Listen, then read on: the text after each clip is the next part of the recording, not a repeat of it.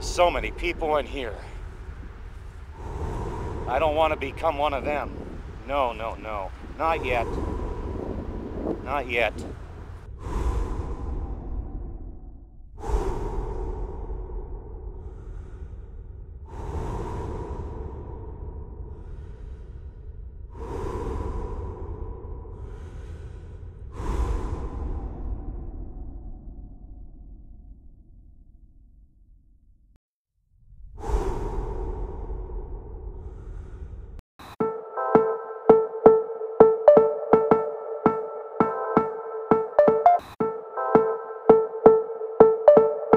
Here I am filming ordinary life in my town. Roofers going by putting on a roof. I've filmed little things like that in the past. And let's keep going. Slowly. We're almost to the cemetery. I don't know if I should break this video up. Maybe I'll keep it in full. Well, story of my life. I'm a typical American. I was born right here in my hometown. And I've known a lot of people. People know me, but very few, come along to help me. A couple friends I have. Hi, how are you? People know me by name. They actually know me by name. The thing is, I don't know the people. I don't really know the people that know me by name, some of them. It's a changing place. Changing place. And we're getting closer. I don't really like going in this place. I spent too much damn time in this cemetery working. Hundreds of hours. Hundreds of hours working. And I really don't want to. I'm going to go in anyways. I worked here for a few years. My boss retired. New help came in, new boss, but the people that were working here, the new people, got rid of me because I'm so serious and I don't joke around. There were a lot of jokes about me. The other workers would actually pick on me. There goes my brother-in-law. Works for a trash service. My brother-in-law I never hardly see. He tells me to go visit him, but I have to walk 2 miles. 2 miles! I can't walk 2 miles to visit a relative. Just can't do that. That's another story, my family. That's complicated story, but are all stories complicated with family? We're in this, going to the cemetery. I was talking about a few years ago when new help came here, new boss. My old boss retired, who literally buried my entire family and friends. And they didn't like me, it seemed. I stuck up for myself saying, please, to the boss, please, please, please, have him stop picking on me. One guy used to take a shovel out of my hand and throw it. And when I complained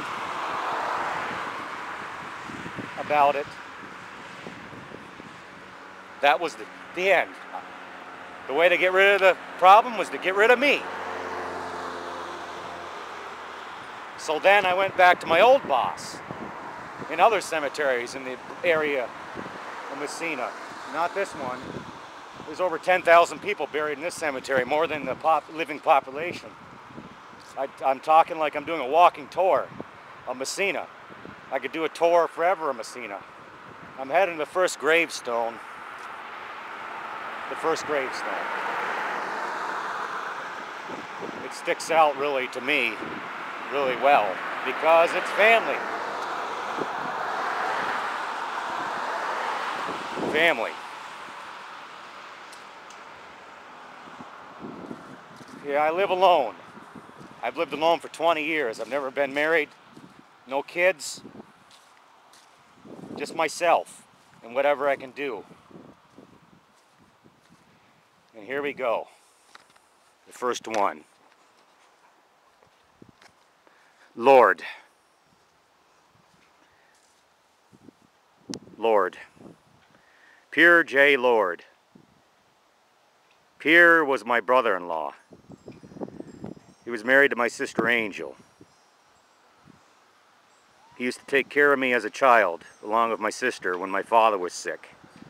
My father was a World War II veteran Marine. He's buried over here. And he was a tough man. He had a lot of sickness later in life, and that man survived. Survived very hard in his life. He worked hard well, I'm talking about my father now, but let's get back to Pierre, my brother-in-law. He took care of me well with my sister when I was growing up, very young. It's like my second home on Parker Avenue in Massena here. And his parents, Teresa and Dory, came from Canada. They're French. Remember them well too. When I was a child, they had his wedding reception. I think it was 1977. I was young, very young. I remember drinking Shirley Temples. I should be walking, because the problem is there's so many people in here. I just have to find them. So many Shirley Temples, and I ended up peeing my pants because I drank so many of them. We had a bartender near the aluminum steps. So let's continue on here and see where I end up in this cemetery. I walk through this cemetery and I see all the people I buried. A lot of people. I look at the stones and names and wonder how I ended up here. But I know how I ended up here when I lost the apartment house. And it was rough and tough. I got aid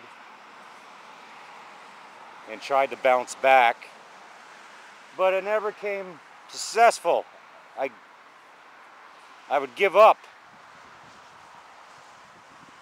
Try to pick myself up again, because that's how I was taught. And there's so many people in here. I don't want to become one of them. No, no, no. Not yet. Not yet. There's so many things I said I want to accomplish. There's so many things. We continue here. There's John Mullen. I knew John at the Massena Museum. He was on the board of directors. He worked at Alcoa for years. And I remember when he was dying of cancer, and he wanted, a few days before he died, he wanted to give me some of his Massena collection. But I said no. I don't know why I did that, but I did it. I've had people offer me artifacts in my hometown, but I turn around and say, I don't deserve it. But I have a lot. We go on here. Story. This is fresh grave, because his wife just died. Eileen Story and John Story. I have pictures of myself with them. John Story. He was a well-known personality in this town. Well, I think he was my first burial in 1997. That's how far back I go. And John used to give me rides home, and Eileen. I didn't have a car when I grew up as a teenager and later, because I didn't have a license. Unfortunately, I had no one to help me get my driver's license. In fact, I don't have one now. I finally got one, but it expired after I lost the apartment house. I didn't have the money to renew it, because I didn't want to ask for help from anybody to loan me the money to get my driver's license renewed. So here I am, like 7 years later or something like that, with no driver's license. I've tried, but no. But John gave me rides home, 4 miles. He was well known. He was all at all the games and everything.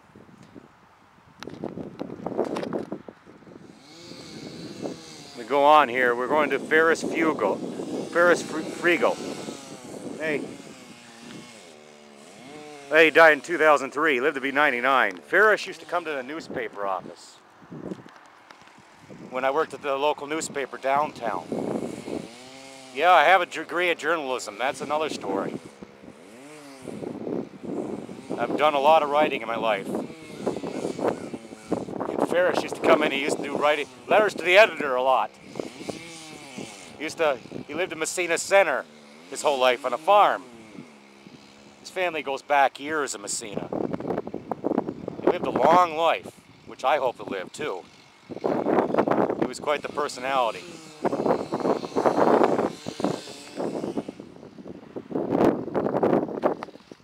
Clough, Bert L. Clough, and his wife Rayona Clough. Small gravestone here, but they were good friends of my parents at the VFW. And they were part of raising me when I was a child. The Cloughs. In fact, I buried Mrs. Clough. I remember that well because when I was burying her, I was telling stories, talking about to her and how she was the bartender at the VFW, and my boss said they were useless stories. I still think of that. You said useless stories, John. I'm like, what? I was just trying to tell you about my connection to the person we're burying. That's the way it is. But I tell stories about people I knew. And I got to look for another person. He's pretty close here. He died a few years ago. Spent a lot of time with him. He hired me to do yard work. And I worked for him. Bill Whalen was his name, or well, William. If I can find. Wait, no, not William Snyder. Yep. God, he died on New Year's night of 2010. I remember that well. Bill Snyder and his wife. I remember him taking care of his wife really well while I was doing yard work for Bill.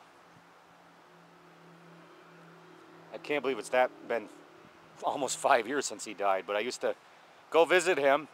He was very good to me. I, in fact, sold stuff for him on eBay. He liked to keep things. He never wanted to part with anything. But he was in awe when I did sell something for him on eBay. And like I said a few seconds ago, I did yard work for him.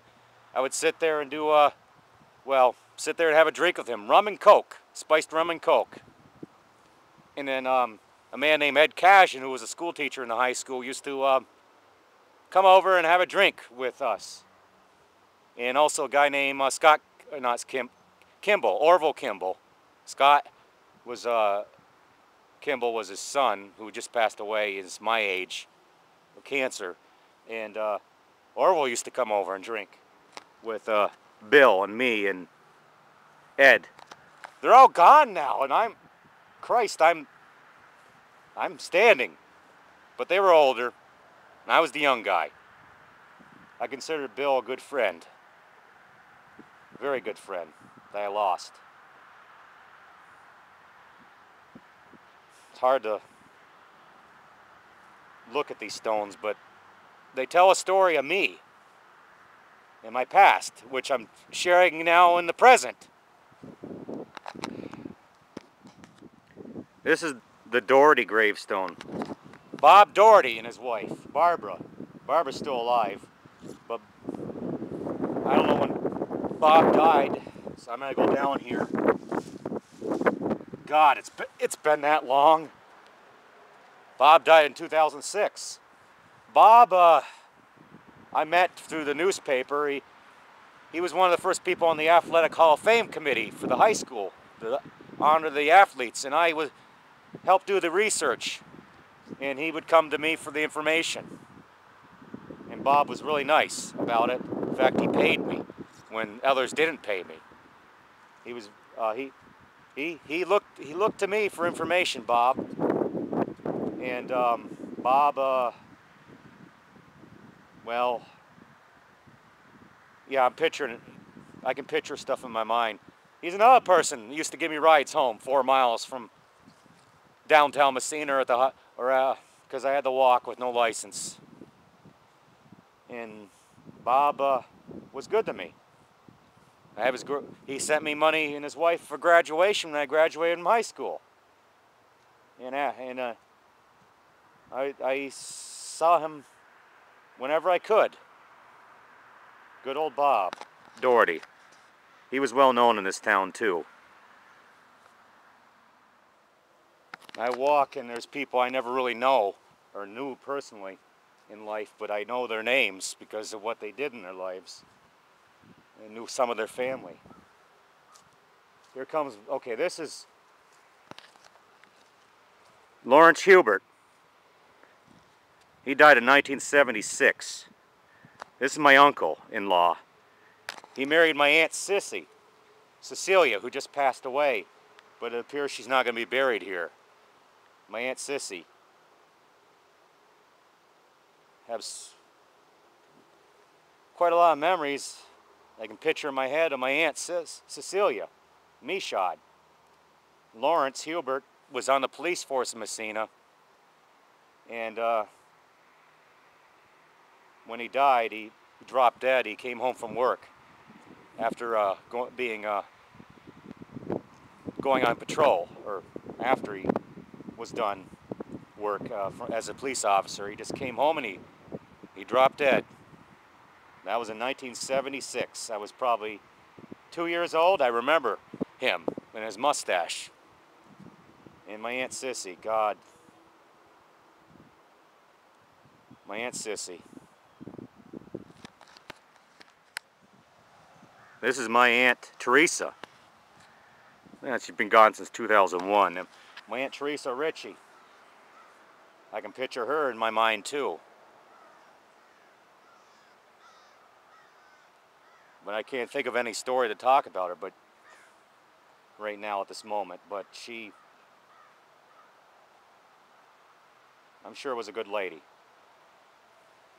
Yeah, I'll go down this way. Go down this way. We're heading down this way.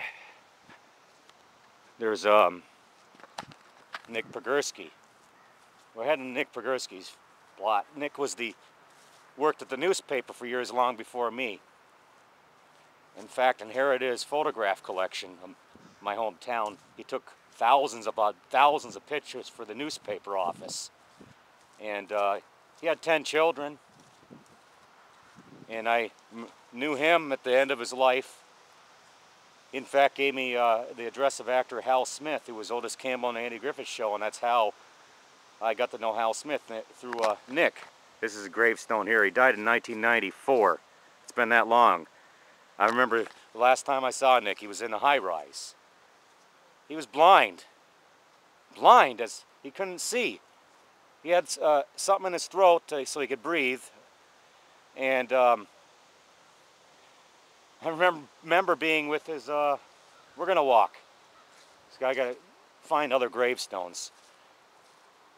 I remember his brother was complaining about his knees hurting. And Nick simply said back to him, "Quit your whining. You're the one that's not blind with a tube in your throat.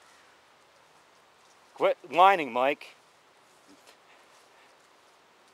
And Mike, of course, was quiet about that after that, and I understand why Nick said that to his brother.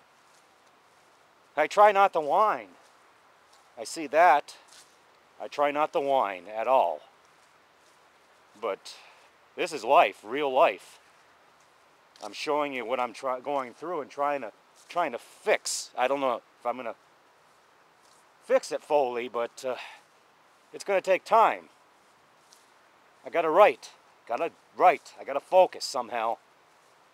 And hopefully, if I write that, my next book will be a success and I'll be back again on top. Back on top again. We'll go through here. Heading now to Jesse and Bob Parisian. This Parisian plot. Bob, that's there, James, he died in 1989.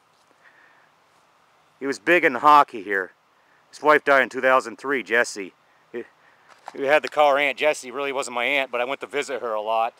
She seemed to appreciate me. And Jim was big with hockey in town. Was head of the Hockey Association, president many years.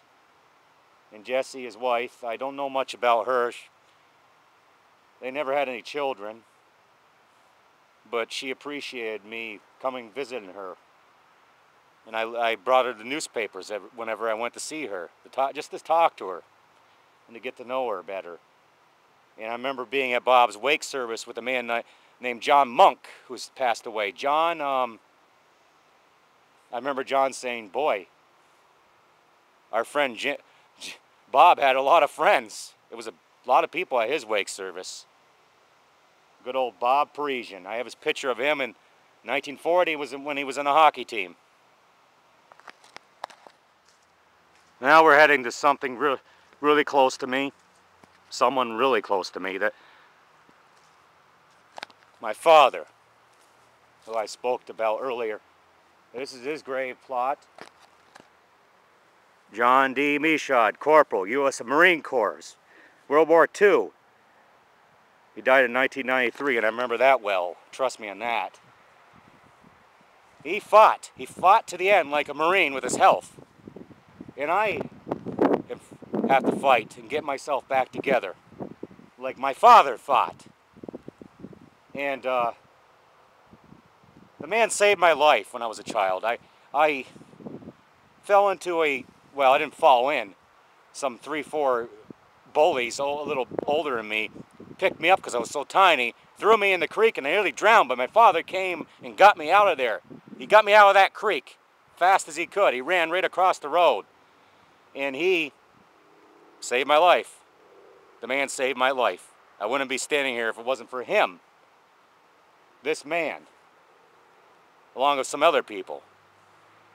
He was married a few times. His first wife died. She's buried with him. I would be buried here if I could, but I don't think there's room. She died way back in 1953, his first wife. He was married, and his second wife was a divorce, and then he met my mom, who had 11 children. The man took on 11 children. He really must have really loved my mom. Really much. So, it's starting to rain on me. God darn it. I'm going to have to do this faster than I thought. I know where some of these graves are. I'm heading down to here. I got to find somebody. Well, I know where he is. I just got to walk. There's many people in this cemetery. I can make hours upon hours of video just on the history of these people buried here, in their lives, which I have done research on in the past many times. I'm going to be drenched when I get home. Damn. But we're walking. Oh, great. It's raining. I got wet yesterday. Here we go. Pellegrino, Corporal, U.S. Army, World War I. He died in 1995. He lived a long age. It looks 98 years old. John Pellegrino was a big businessman here in Messina. And towards the end of his life, I got to know him with his stories. And I have to feature them sometime. And he told me a lot of things about my hometown that would be lost if he hadn't told me. John was generous to me. I remember him calling me on the phone. He lived in Wilson Hill a long ways, so I couldn't see him because I couldn't get out there. He told me he missed me. He missed me. And then we went to college. Well, it says 1995, so Yeah, I can remember the man calling me and saying he missed me. He had an oil company here in Massena. He did really good. Sean Scully, I went to high school. I didn't know the guy too well, but I knew who he was. I don't really recall stories about him. We're gonna walk. I'm trying to find him. I worked with him at this other person at the newspaper office. When I was at college, he passed away. I couldn't go to his funeral. I just could read the news story. And